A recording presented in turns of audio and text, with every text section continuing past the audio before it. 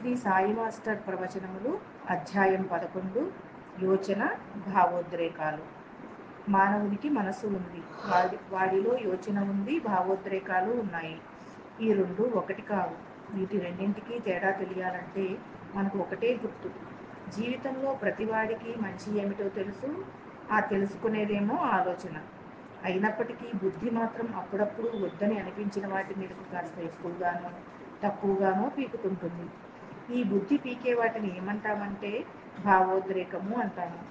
ఈ రెండు ఒక తాటి మీద నడవు. భావోద్రేకాలను అనుసరించి మనం వెళ్తూ ఉంటే ఎక్కడో మనం చేసేవి సరి అయినవి కావని లోపల ఒక భావం కలుగుతూ ఉంటుంది. పోనీ దాని ప్రకారం పోదామా అంటే అవి ఒక పట్టాన విడిచిపెట్టవు. మన ఇష్టాయిష్టాలు వదలవు. ఈ రెండూ కలిసి మనల్ని ఏ బాటకు అంటి పెట్టుకోనీయకుండా చేసి దేనిని సాధించనీయకుండా చేస్తాయి. ఈ రెండింటినీ ఒక్క త్రాటి మీదకు తీసుకురావాలంటే రెండు రకాల ప్రయత్నం కావాలి. ఇటు మన యోచనను, అటు మన భావోద్రేకాలను రెండింటినీ కూడా దారిలో పెట్టుకోవాలి. అలా తెచ్చుకున్నాక యోచన, భావోద్రేకం రెండూ కలిసి సామరస్యంతో ఒకే పని చేసేలాగా చేయాలి. ఇదొక ఎద్దు, అదొక ఎద్దు. ఒక ఎద్దు ఒకవైపుకు లాగితే ఇంకొక ఎద్దు మరొక వైపుకు లాగుతుంది. ఈ రెండింటినీ ఒక కాడికి కట్టి, ఒక బండికి కట్టి కలిసి నడవడం అనే అభ్యాసం చేయాలి. అందుకని యోచన ఏం చెబుతుందో దానినే భావోద్రేకం చేయాలి. ఆ భావోద్రేకాన్ని అనుసరించి ఈ యోచన నడవాలి. మామూలు వాడి జీవితంలో ఇందుకు తలక్రిందులుగా జరుగుతుంది. మంచి ఏమిటో యోచనకు తెలుస్తుంది, కానీ అది భావోద్రేకాలు చెప్పే మాట వింటుంది. అది చెప్పినంతసేపు నోరు మూసుకు పడి ఉంటుంది. అందువల్ల భావోద్రేకాలకు అనుగుణంగా, ఇష్టాయిష్టాలకు అనుగుణంగా పనులు చేస్తూ వాటిని సమర్థించుకోవడానికి తయారవుతుంది యోచన. తనకు గాని ఇతరులకు గాని సమర్థించి చెప్పుకోవడానికి ఉపయోగపడుతుంది. అందుకు అలవాటు పడిన తర్వాత యోచన కూడా భావోద్రేకాలు చెప్పిన ఇష్టాయిష్టాల వైపు లాగేస్తుంటుంది. ఇష్టాయిష్టాలేమో ఇంకా తన ఇష్టానుసారంగా లాగేస్తాయి. అలా కాక మనం పైన చెప్పుకున్న విధానంలో సరిగా దీనికి తలక్రిందులైనటువంటి క్రియ జరుగుతుంది. దేనిని సవ్యమైనదని యోచన తెలిపిందో దానిని నిగ్రహంతో భావోద్రేకాలు అనుసరించడం అలవాటు చేయాలి. మెల్లమెల్లగా అనుసరించడం మొదలుపెట్టి సద్గురువు ఆశ్రయానికి వెళ్ళినప్పుడు భావోద్రేకాలు కొద్దో గొప్పో అటువైపుకు లాగబడతాయి. అప్పుడు ఇంతకు ముందు మనలో ఉన్న భావోద్రేకాలు అన్నీ ఆశ మీదకు, కామం మీదకు, క్రోధం మీదకు, కేవలం లౌకికమైన విషయాల మీదకు, పనికిరాని విషయాల మీదకు పోతూ వచ్చాయి. ఉదాహరణకు ఎప్పుడూ మంచి మంచి కబుర్లు మాత్రమే చెప్పుకోవడం ఎందు ప్రీతి ఉండవలసిన మనసుకు ఎందుకు పనికిరాని విషయాల యందు కూడా ఆసక్తి అలాగే ఉంటుంది. పనికి రాకపోవడమే కాదు, మనకు ఇతరులకు కూడా చెరుపు చేసే విధంగా కూడా దురభ్యాసం వల్ల వాటి యందు ప్రీతి ఏర్పడుతుంది. అలా ఉండే భావోద్రేకాలు సద్గురువు యొక్క సేవ చేత, సాంగత్యం చేత ఎక్కువగా మంచి వైపుకు మళ్లించబడతాయి. మాటి మాటికి ఆయన గుర్తుకు రావడం, చరిత్ర చదవాలనిపించడం, వినాలనిపించడం, అటువంటి సాంగత్యాన్ని కోరుకొని అక్కడికి వెళ్ళాలనిపించడం, ఇటువంటివి ప్రారంభమవుతాయి. ఇక అక్కడి నుంచి ఉత్తరే ఆత్మనాత్మానంలో ఒక భాగంలో ఇంతకుముందు మనం చెప్పుకున్నట్లు దానిలోని సౌలభ్యాన్ని తీసుకుని ఇంకా ముందుకు తీసుకుపోవాలి.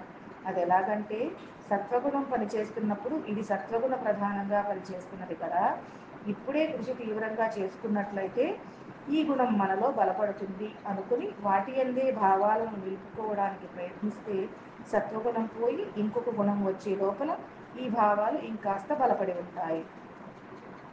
ఉదాహరణకు రిక్షా కానీ సైకిల్ కానీ తొక్కుతున్నప్పుడు పల్లం వచ్చింది, తర్వాత ఎప్పుడు వచ్చిందనుకోండి, అప్పుడు వాడు పల్లం వచ్చినప్పుడే ఇంకా 4 తొక్కులు ఎక్కువ తొక్కేస్తాడు, స్పీడ్ పెంచుతాడు. అప్పుడు ఎక్కువ కష్టపడనక్కర్లేకుండానే ఎప్పుడును సులభంగా ఎక్కేస్తాడు. అట్లాగే సత్వగుణం నడుస్తుండే సమయంలో ధ్యానం మామూలు కంటే లోతుగా జరుగుతున్నప్పుడు ఇప్పుడే ఇంకాస్త లోతుగా ధ్యానం చేద్దాం అనేటటువంటి దీక్షలో ఎప్పుడైతే దిగుతున్నాడో అట్లాంటి దీక్షతోనే ఇందులో కూడా దిగాలి. అప్పుడు యోచన శ్రేయస్కరమని చెప్పే విషయానికి భావోద్రేకాలు కూడా చెప్పిన మాట వినడం మొదలెడతాయి. ఇష్టాయిష్టాలు తనకు మంచి అని తెలిసిన దానికి బానిసత్వం చేయడం మొదలు పెడతాయి. ఎప్పుడైతే అలా చేయడం మొదలుపెట్టాయో అప్పుడు ఇంకా బలాన్ని పుంజుకున్న యోచన ఇంకా అటువైపుకు సంతోషంగా పరుగులు తీయడం మొదలు పెడుతుంది. కనుక ఈ భావోద్రేకాలు ఇంకా క్రమంగా చెప్పిన మాట వింటాయి. చివరకు నిర్దుష్టమైన యోచన వల్ల భావోద్రేకాలన్నీ సంస్కరింపబడి శుభాన్ని మాత్రమే కాంక్షించే గుణం మన లోపల ఏర్పడుతుంది. అశుభమైన వాటిని తాకను కూడా తాకను వీరులేని నిర్లిప్తత ఏర్పడుతుంది. నిర్లిప్తత అంటే ఏంటంటే ద్వేషం అనే స్థాయి దాటి ఒక దారికి రావడం అన్నమాట. ముందు చెడును ద్వేషిస్తూ పోవడం, మంచిని ఇష్టపడుతూ పోవడం, తర్వాత చివరకు మంచి మీద మాత్రమే మనసు నిలిచి చెడు మీద మనస్సు ఆలోచించకుండా పోవడం జరుగుతుంది. ఆ తర్వాత ద్వేషించడం ఉండదు. అంత మాత్రం కూడా దానికి మనస్సులో తావివ్వడం ఉండదు. దానినే నిర్లిప్తత లేక నిస్పృహ అంటారు. అంటే చెడును కలిగించే ఆలోచనలకు తావిచ్చే పరిస్థితులను కానీ, కొన్ని ప్రాకృతికమైన సత్యాలు కానీ ఉన్నాయనే సంగతి జ్ఞాపకం కూడా లేకుండా పోతుంది. తనకున్న సమయంలో మంచి విషయాలను గూర్చి ఆలోచించుకోవడంలో నిమగ్నమైపోతుంది. అదే నిర్లిప్తత అంటే. అది ఆ స్థితికి వచ్చిందంటే నిర్దిష్టమైన యోచనకు ఏది శ్రేయస్కరమని తోచిందో దానికి వాడిలోని భావోద్రేకాలన్నీ సంపూర్ణంగా అన్వయమైపోయాయన్నమాట. అంటే తనలో ఉండే నవవిధ భావాలన్నీ నవవిధ భక్తులుగా మారిపోయాయన్నమాట. నవరసాలు కూడా నవవిధ భక్తుల రూపం ధరించాయన్నమాట. ఉదాహరణకు మనలో ద్వేషం ఉన్నదనుకోండి, అది పనికిరాని విషయాల మీద ద్వేషంగా మారుతుంది. అజ్ఞానం మీద ద్వేషంగా మారుతుంది. ఆ అజ్ఞానాన్ని నిలిపి మనలో పాతుకుపోయేటట్లు చేసే మానవతా సంబంధమైన బలహీనతల మీద ద్వేషంగా మారిపోతుంది. ఇలా జరగడం వల్ల ద్వేషం యొక్క ఆవశ్యకత లేకపోవడం వల్ల ఆ ద్వేషం కూడా ఆ భగవంతుని యందు ప్రీతి చేత లేకుండా పోతుంది. అప్పుడు మానవతా సంబంధమైన బలహీనత యందు అసహ్యం ఏర్పడుతుంది. ఆ ద్వేషం యొక్క స్పృహ లేకుండా పోయినప్పుడు దాని బలం కూడా ఆ బలంలో కలిసిపోతుంది. చివరకు 9 భావాలు కలిసి ఏకరసమైనటువంటి అనన్య భక్తిలో కలిసిపోతాయి. ఆ భక్తి అవిభక్తి క్రింద మారి ఆయన నుంచి మనం భేదమనే భావం నుంచి తొలగిపోయి చివరకు ఏకమైన స్థితిలో నిలిచిపోతుంది. అంటే ఈ ప్రక్రియలో ఏం జరగవలసి ఉన్నదన్నమాట. యోచన, భావోద్రేకాలు చెరొక ప్రక్క లాగేవిగా అవడం మానేసి రెండూ కలిసి ఒకటైపోవాలన్నమాట. ఎలాగంటే రెండు కాళ్ళు కలిసి ఒక నడక, రెండు కళ్ళు కలిసి ఒక చూపు అయినట్లన్నమాట. అప్పుడు భావోద్రేకాలు, యోచన కలిసి నిర్దిష్టమైన ఒక జీవిత పంథాను, ఒక ఆశయాన్ని సాధించటానికి ఏకధాటిన ఏకత్వంతో పనిచేస్తాయి. అక్కడ ఈ సబూరి పనిచేయడం మొదలు పెడుతుంది. అంటే నిష్టను బలపరుచుకునే ప్రయత్నం చేసేటప్పుడు అది బలపడే లోపల ఆ నిష్టను చలింపజేసే పరిస్థితులు తప్పక కలుగుతుంటాయి. అవి కలిగినప్పుడు ఈ ఓరిమి అనే దానిని మనం పెంచుకోవడం మొదలు పెడితే నిష్టను బలపరుచుకోవడానికి కావలసిన ప్రజ్ఞ మనలో మిగులుతుంది. ఉదాహరణకు మనకు కొంచెం బాధాకరమైన సన్నివేశం జరిగిందనుకోండి, మనస్సు బాధపడింది. వెంటనే బాధపడే గుణం ఉన్నవాడికేమో ప్రజ్ఞ నశించిపోతుంది. సంఘటన అంతా అయిపోయి మనం అనరాని మాటలన్నీ అనేసి చేయరాని పనులన్నీ చేసేసి అప్పుడు పశ్చాత్తాపడతాము. ఏమిటి ఇలా చేశాము, మనం పెట్టుకున్న లక్ష్యం ఏమిటి, మనం ఆ సంగతి మర్చిపోయి ఇంత దూరం వెళ్ళిపోయి చర్య తీసేసుకుంటూనే ఇంత నిగ్రహం కోల్పోయామేమిటి అని పశ్చాత్తాపం చెందుతాము. తర్వాత అట్లాంటి పరిస్థితి రాకుండా మనలో ఊరిమి అనే గుణాన్ని పెంచుకున్నట్లయితే మనస్సును చంచలం చేసే సంఘటన జరిగినప్పుడు వెంటనే చలించకుండా తమాయించుకునే గుణం ఏర్పడుతుంది. బాధ కలిగినా ఓర్చుకునే గుణం ఏర్పడుతుంది. సుఖమొచ్చినా దుఃఖమొచ్చినా తమాయించుకునే గుణం ఏర్పడుతుంది. సుఖమొచ్చింది కదా అని వెంటనే సంతోషించే మనస్సు దుఃఖమొచ్చినప్పుడు వెంటనే అవతలి వాడి మీద ద్వేషం పెంచుకునే గుణాన్ని కలిగి ఉంటుంది. అందుకని భగవద్గీతలో ద్వేషాన్ని మాత్రమే జయించమని చెప్పలేదు, రాగాన్ని కూడా జయించమని చెబుతాడు.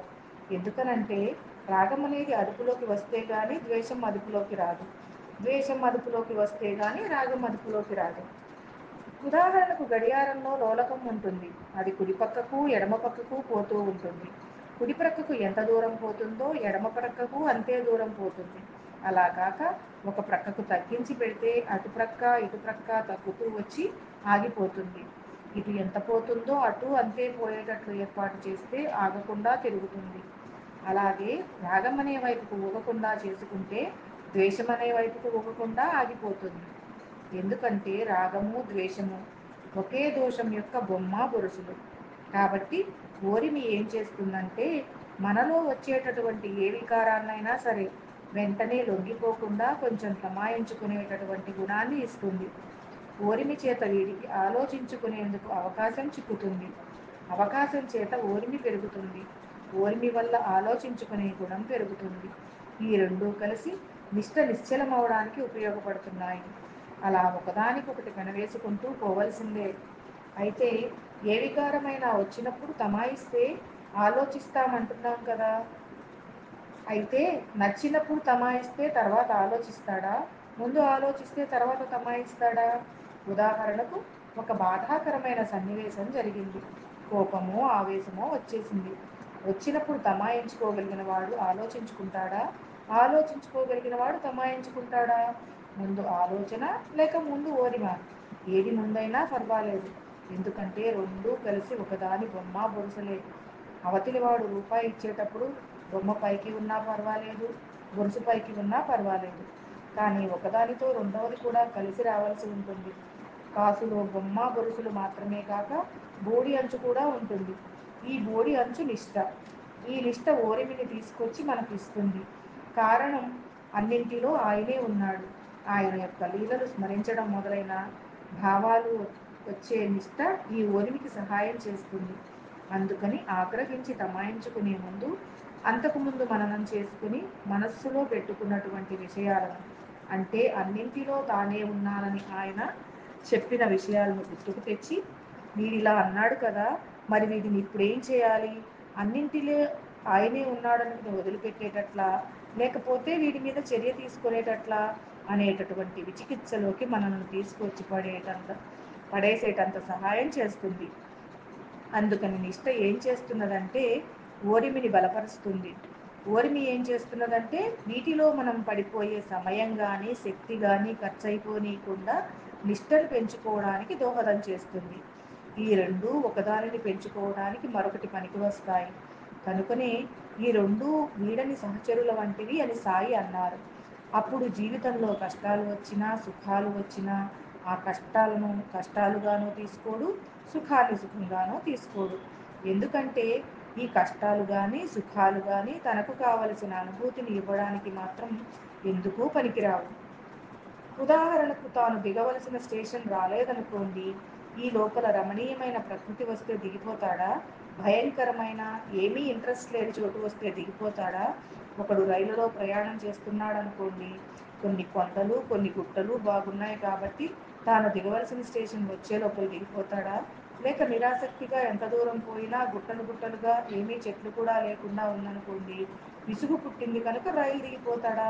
దిగిపోడు కదా. అలాగే వీడి లక్ష్యం ఒక చోట కుదురుపడినప్పుడు ఈ రెండింటినీ పెద్దగా పట్టించుకోవాల్సిన అవసరం రాదు. ఉదాహరణకు మనం ఒక ఊరికి వెళ్ళాలి, తప్పనిసరిగా హాజరు కావాల్సిన పరిస్థితి అది. అప్పుడు బస్సు దొరకకపోతే ఏం చేస్తున్నాము? లారీయో ట్రాక్టరో గుర్రపు బండో ఏదో ఒకటి పట్టుకొని వెళ్తాము. అప్పుడు ఆ ప్రయాణంలో ఉన్న కష్టసుఖాలు ఏమీ మనకు పట్టవు. అట్లాగే మనం పెట్టుకున్న లక్ష్యం మీద మనకి ఎంతైతే ప్రీతి ఏర్పడుతుందో అంత మేరకు అందులో ఉండే కష్టసుఖాలను భరించేటటువంటి ఓరిమి అలవడుతుంది.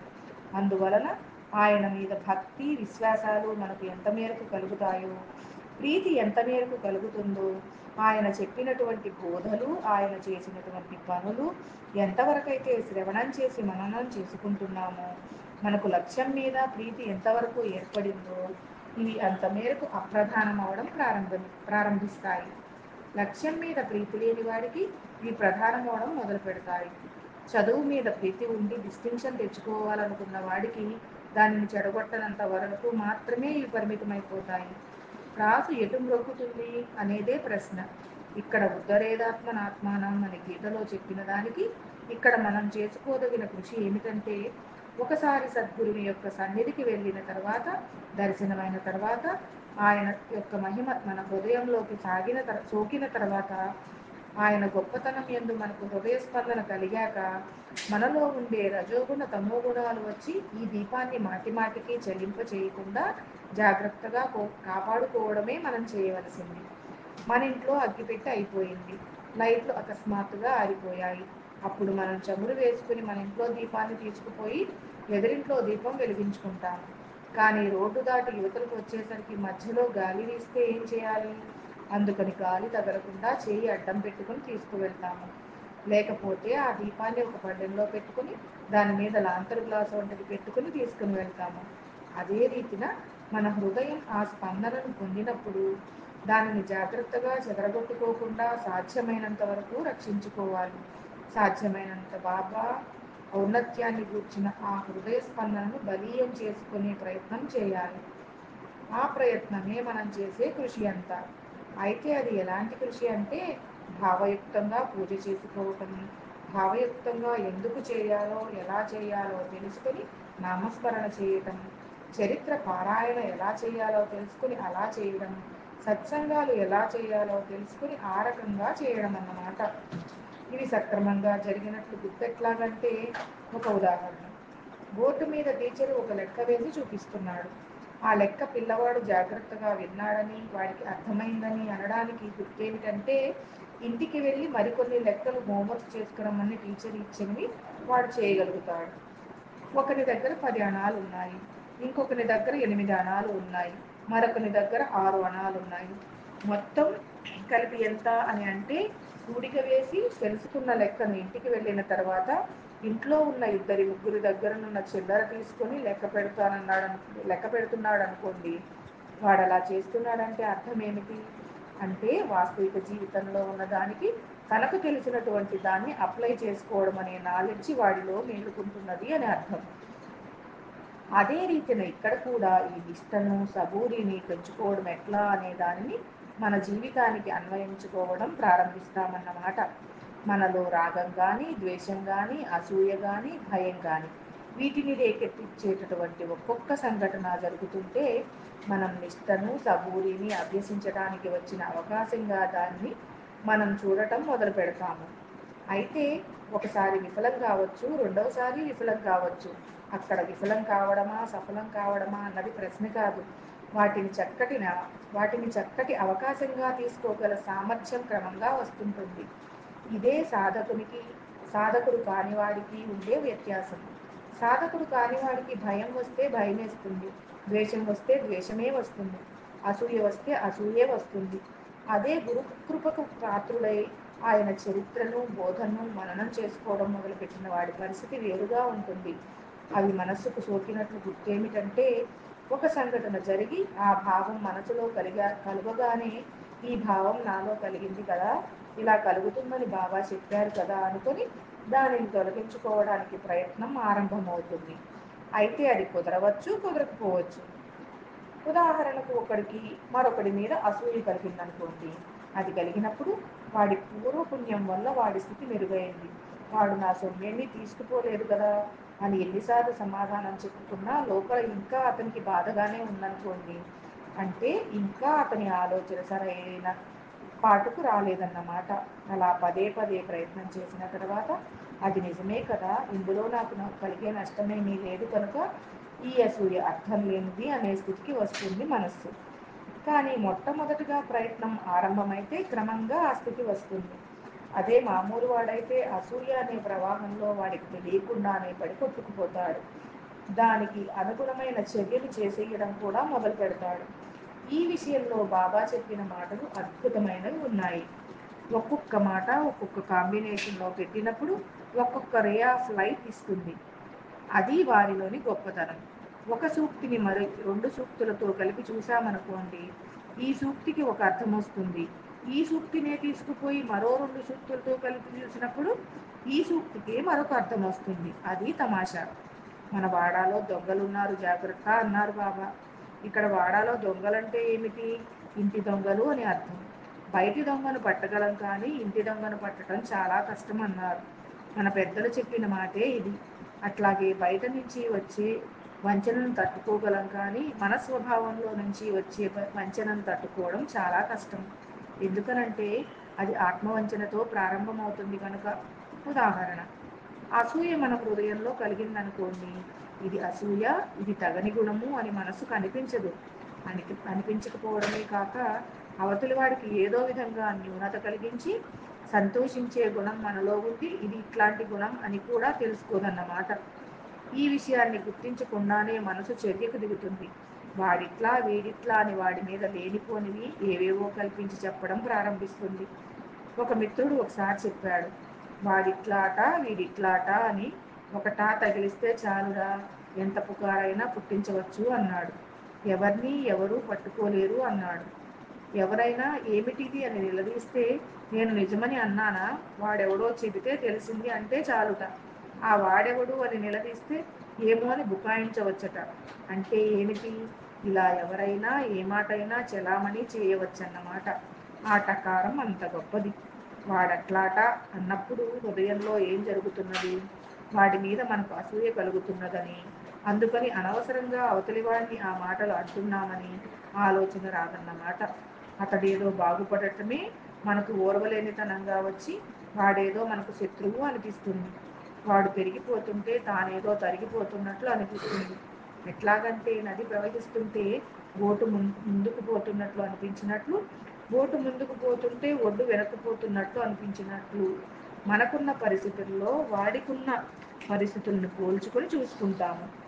ఆ తారతమ్యం అలాగే ఉంటే పర్వాలేదు, కానీ వాడి పరిస్థితి మెరుగవుతుంటే వాడి పరిస్థితి మెరుగవుతున్నట్లు అనిపించక మన పరిస్థితి దిగజారుతున్నట్లు అనిపిస్తుంది. ఆలోచిస్తే మాత్రమే తెలుస్తుంది మన పరిస్థితి తరుగుతున్నదేమీ లేదని, వాడి పరిస్థితి మెరుగవుతున్నదేమి మాత్రమేనని. పడవలో ఉన్నవాడు గమనించి ఆలోచిస్తేనే తెలుస్తుంది నది ప్రవహిస్తోంది కానీ పడవ స్థిరంగానే ఉన్నదని, లేదా పడవ ముందుకు పోతోంది కానీ ఒడ్డు వెనుకకు పోవడం లేదని. వాడు పెరిగితే పెరుగుతున్నాడు, ఇందులో మందేం పోయింది అనుకునేటటువంటి స్తోమత మనకు రావాలి. అలా రావాలంటే మన హృదయంలో జరిగే క్రియను మనం గుర్తుపట్టాలి. అంటే ఇంటి దొంగను కనిపెట్టినట్లు కనిపెట్టాలన్నమాట.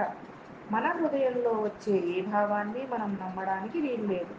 ప్రత్యేకించి నెగిటివ్గా వచ్చే వాటిని అస్సలు నమ్మడానికి వీల్లేదు. పాజిటివ్గా వచ్చే వాటిని నమ్మడం వల్ల మహా అయితే లౌకికంగా కొంచెం నష్టపోతాము. ఒక మంచివాడు కానివాడిని మంచివాడు అనుకుని నమ్మి 100 రూపాయలు ఇచ్చామనుకోండి, మోసపోతే ఆ 100 రూపాయలతోనే పోతుంది, అంతవరకే, అది పర్వాలేదు. కానీ నెగిటివ్గా ఎవరి గురించి ఆలోచన వచ్చినా జాగ్రత్తగా ఉండాలి. పాజిటివ్గా వచ్చినప్పుడు కూడా జాగ్రత్త పడడంలో తప్పు లేదు, కానీ నెగిటివ్గా వచ్చిన దాని గురించి జాగ్రత్త పడకపోతే ఆధ్యాత్మిక ఆధ్యాత్మికతలో పాకుడు జారి ఎన్నిసార్లైనా పడవలసిందే. అది బాబా చెప్పిన వాడాలో దొంగలున్నారు జాగ్రత్త అనే సూక్తికి అర్థం. నా చెవులెప్పుడూ శుభమునే వినుగాక, నా కళ్ళెప్పుడూ శుభమునే చూచుగాక, నా జిహ్వ ఎప్పుడూ శుభమునే మాట్లాడుగాక అని ప్రార్థన చేసే మంత్రాలు వేదంలో ఉన్నాయి. అంటే నెగిటివ్ ఆలోచనలకు బలం రాకుండుగాక అని వాళ్ళ భావం. ఎందుకంటే అలా నెగిటివ్గా రానివ్వడం మొదలు పెడితే మనకు వచ్చిన భావం సరైందో కాదో చెప్పడం చాలా కష్టం. అక్కడ నిజం అది కాకపోయినా మన మనసుకు అలా అనిపిస్తున్నదేమో ఎలా తెలుసుకోవడం? అందుకని ఎవరిపైనైనా నెగిటివ్గా ఆలోచన రాగానే తమాయించడం, తమాయించి హృదయంలో అన్వేషణ మొదలు పెట్టడం చేయమన్నారు. ఆ విధంగా ఇంటి దొంగను పట్టడానికి ప్రయత్నం చేయమన్నారు. మన మనస్సులో ఉన్నది మనలో ఉండేటటువంటి వికారం వల్ల మనకు కలిగిన నెగిటివ్ భావమా, లేక అవతలి వాడిలో ఉన్న దోషాన్ని నిష్పాక్షికంగా న్యాయబుద్ధితో మనం గమనించామా అనేది తెలుసుకోవడానికి ఒకే సౌలభ్యం ఉంది. నెగిటివ్ ఫీలింగ్ నమ్మవద్దు అన్నదానికి సూచనగా రుణానుబంధాన్ని గుర్తుపెట్టుకో, అందరిలో నేనున్నానని గుర్తుపెట్టుకో అని ఈ 2 మాటల్లో సూచించారు బాబా. అందరిలో ఆయనే ఉన్నారని గుర్తుపెట్టుకుంటే నెగిటివ్ భావన రావటానికి వీలు అవ్వదు. అందరిలో ఆయనే ఉంటే వాడెందుకు నాకు ఈ చెడు చేయాలి అంటే, అందుకే రుణానుబంధాన్ని గుర్తుపెట్టుకో అన్నారు బాబా. కాబట్టి నా అజ్ఞానం చేత ఈ జగత్తు నానాత్వంగా అనిపించి, ఈ నానాత్వం వల్ల ఆ వ్యక్తులు వేరుగా అనిపించి, వారి పట్ల రాగం ద్వారా కానీ ద్వేషం ద్వారా కానీ బంధం బలపడి, వాటి వల్ల కర్మబంధం ఏర్పడి, ఈ కర్మబంధం వల్ల నేను నాది అనే భావాలు ఇంకా బలపడతాయి. అందువల్ల రాగద్వేషాలు కూడా బలపడుతూ పోతాయి. దానికి ఉదాహరణగానే చెన్నబసప్ప వీరభద్రప్పల కథ చెప్పారు బాబా. మామూలుగా ప్రకృతిలో అధోగతికి పోతుండే జీవులన్నీ ఈ కారణంగానే దిగజారిపోతుంటాయి. అలా కాక అందరిలో బాబా ఉన్నాడని, అందులో అనుమానం లేకుండా ఆయన అనుభవపూర్వకంగా నిరూపించాడని, మనకంటే ఆయనకు బాగా తెలుసనే విశ్వాసంతో ఆయన చెప్పిన మాటలను గుర్తుపెట్టుకోవాలి. ఎలా? రుణానుబంధం వల్ల వాడికి మన పట్ల అలాంటి బుద్ధి పుట్టింది అని గుర్తుపెట్టుకోవాలి. అలాగని ఇతరుల పట్ల జాగ్రత్త పడకూడదని అర్థం కాదు. పడవచ్చు, తప్పు లేదు. కానీ ద్వేషం పెట్టుకోకూడదు. మనం జాగ్రత్త పడినా మోసపోయామనుకోండి, అప్పుడు రుణానుబంధాన్ని గుర్తుపెట్టుకొని వాడి పట్ల ద్వేషం వహించకుండా ఇక ముందు అలా జరగకుండా జాగ్రత్త పడాలి. బాబా చరిత్ర చదువుకోవడం, బాబా సూక్తులు స్మరించుకోవడం, బాబా గురించి చెప్పుకోవడం వల్ల క్రమంగా అది కలుగుతుంది. ఉదాహరణకు ఇలా మనం ప్రయత్నిస్తున్నప్పుడు మనం ఒకరికి కొంత డబ్బిచ్చి మోసపోయామనుకోండి, అప్పుడు మనకు వాడికి ఉన్న రుణానుబంధం వల్ల అలా జరిగింది అనిపించి అవతలి వాడి పట్ల ద్వేషం వహించము. అప్పుడు మనకు నిష్ఠా సబూరీలను నిలుపుకోవడం చేతనవుతుందన్నమాట. ఇలా జీవితంలో జరిగే ప్రతి సన్నివేశాన్ని బాబా చెప్పిన నిష్ఠా సబూరీలను సిద్ధం చేసుకోవడానికి, అభ్యసించడానికి వచ్చిన ఒక అవకాశంగా తీసుకోవడం ప్రారంభిస్తాము. కష్టం కానీ సుఖం కానీ ఈ రెండింటిలోనూ నిష్ఠా సబూరీలను నిలుపుకోవడం మనకెంత చేతనైంది? ఎక్కడ పోయింది? ఎందుకు పోయింది? ఏమి చేసి ఉంటే ఆ నిష్ఠ నిలిచి ఉండేది? ఏమి గుర్తుపెట్టుకుని ఉంటే బాగుండేది అని ఇలా ఆలోచిస్తూ ఆ ప్రయత్నం ఇంకా దృఢపరుచుకునే ప్రయత్నం చేస్తాము. ఉదాహరణకు మనలో ఒకడి పట్ల ఒక భావం కలిగిందనుకోండి, ఎంతగా గుర్తుపెట్టుకుందామనుకున్నా వాడితో కాసేపు మాట్లాడితే చాలు ఆ భావమే వస్తుందనుకోండి. దీనిని జయించడం ఎట్లా అని ఆలోచిస్తే వాణ్ణి పలకరించేటప్పుడు ముందుగా సాయిరాం అని మొదలు పెడదామా, లేక బాబా ఉంగరం వేలుకు పెట్టుకుని ఆయన్ని తలుచుకొని గుడ్ మార్నింగ్ అందామా? అలా చేస్తే ఆ భావం పోతుందేమో అని వాడి పట్ల ఆ భావాన్ని పోగొట్టుకోవడానికి ఉపాయాలు ఆలోచించడం మొదలు పెడతామన్నమాట. అలా చేస్తుంటే మన ప్రయత్నం అంతా ఎటువైపు తిరుగుతున్నదో గమనించండి. వెంటనే సిద్ధించిందా లేదా అన్నది ప్రశ్న కాదు. మనలో ఉండే దొంగను పట్టాలి అనే దృష్టికి వచ్చామా లేదా అన్నదే ప్రశ్న. అప్పుడు ప్రతి సంఘటన మనలోని రాగద్వేషాలను నిగ్రహించుకుంటూ నిష్ఠా సబూరీలను అలవరుచుకోవడానికి మనకు ఒక చక్కటి అవకాశంగా పరిణమిస్తుంది. అలాగే జీవితంలో జరిగే ఒక్కొక్క సన్నివేశం జరుగుతూ ఉంటే మనలోని రాగద్వేషాలను చలింపచేస్తూ నిష్ఠా సబూరీలను దెబ్బకొట్టే సంఘటనలను ఛాలెంజ్గా తీసుకొని పై విధంగా పెనుగులాడే దృష్టి ఎప్పుడైతే వస్తుందో అప్పుడు మనం సాధకావస్థకు వచ్చామన్నమాట. నిష్ఠా సబూరీలనే దక్షిణను కొద్దో గొప్పో ఆయనకు సమర్పించడం ప్రారంభించామన్నమాట. ఇక్కడ ఈ విధంగా నిష్ఠా సబూరీ నిష్టను ఇస్తాయి. అలాగే బాబా యొక్క లీలలను మహిమలను శ్రవణము మననము చేసుకుంటూ పోతూ ఉంటే భావోద్రేకాలు సరైన దారికొస్తుంటాయి. ఆయన సూక్తులలో ఉన్న విషయాలను మన భావాలకు అన్వయించుకొని ఆలోచిస్తూ పోతున్నప్పుడు యోచనలు సక్రమంగా ఉంటాయి.